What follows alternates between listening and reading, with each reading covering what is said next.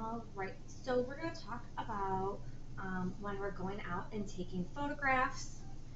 So when you go out, you have to make sure that you bring a walkie-talkie with you when you're leaving the art room. You have to stay in your group. Um, you have to be careful with the camera and equipment. You want to make sure not to expose the camera to light. So the camera can be exposed to light, but if you lift this while the film is in it, that's going to ruin the film. So any pictures you've taken will be completely dark. You will not be able to see anything. It was exposed to too much light. Um, so we're not going to take the camera out in the rain.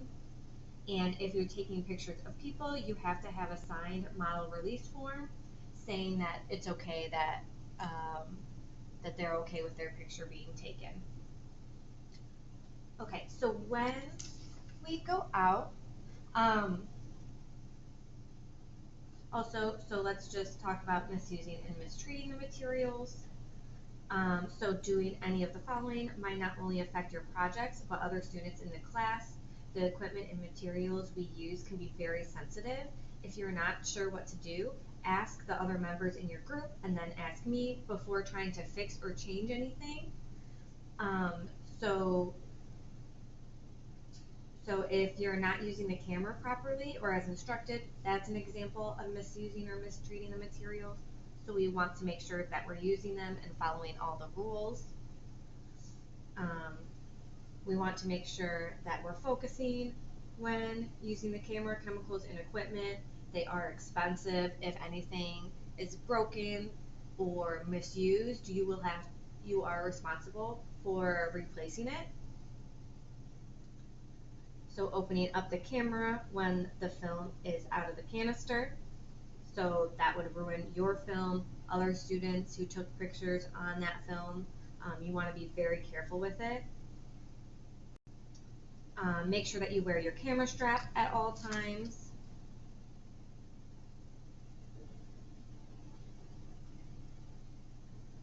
And then leaving out any of the materials when you're not using it, and then taking the camera out in the rain or snow.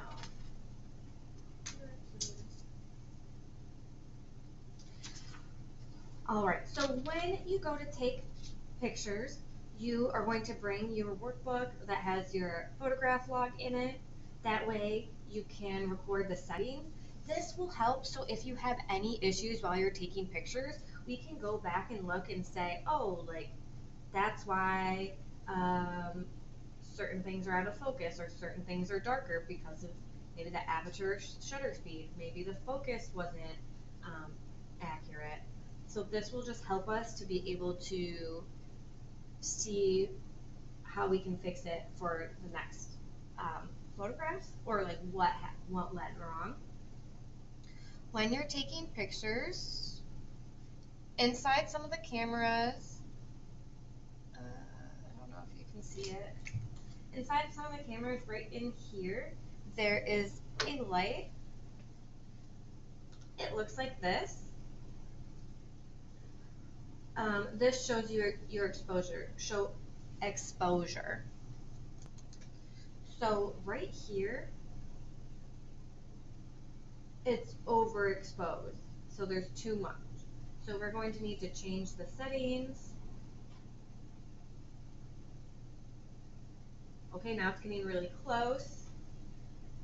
Right here. So we want this green light. If we go too far, then it's going to be underexposed. Right here are the perfect settings. You also want to make sure that this is taking a reading at the right place. So you want to look in the viewfinder where the center circle is. Is that on your like middle tone object? If it's on something that's really bright, then it's going to read as it's too bright and you need to change the settings. So you want to be aware of where your reading is on your camera and what the reading is on your camera. So if your camera does not have the light meter in the camera, you'll attach a light meter like this one. And so this is saying 5.6. So we're going to change this right here, the aperture to 5.6, and then the shutter speed to 30. And I'm going to change this to 30. And then that way it's having the same reading. If you're using the attachment one, notice how this is up higher. So when you're trying to read it, you're going to want to put the center of your lens up a little bit higher for your reading, or down a little bit lower for your reading, because it's reading from here. And then you can adjust where you're taking the picture, and then advance your film, take the picture, and then advance your film for the next one.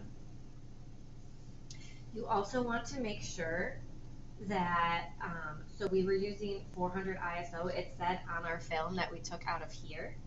You want to make sure that right here it says 400, and right here the ISO says 400 right there. That just matches what our film is using. If we were to use another type of film, then we would change that. So if I am taking this photograph right here, I'm going to say what my subject is. So maybe I'm taking a picture of this toy car right here. I'm going to say my subject is the toy car. That way we know what photograph it is. If you do something, if you're taking them all of the toy car here, then say how they're different so we know which is which. So if I'm taking the toy car like this, but then maybe I add in like a pencil, then I might say toy car with pencil, toy car with a ruler, like say what it is. So this one, the aperture we said is 5.6. The shutter speed is at 30. And then maybe my focus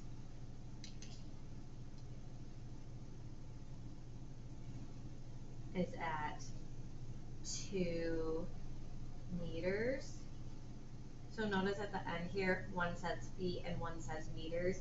Just say which one it is, because if I said 2 feet, that's going to be all the way over here in this red, where 2 meters is all the way over here.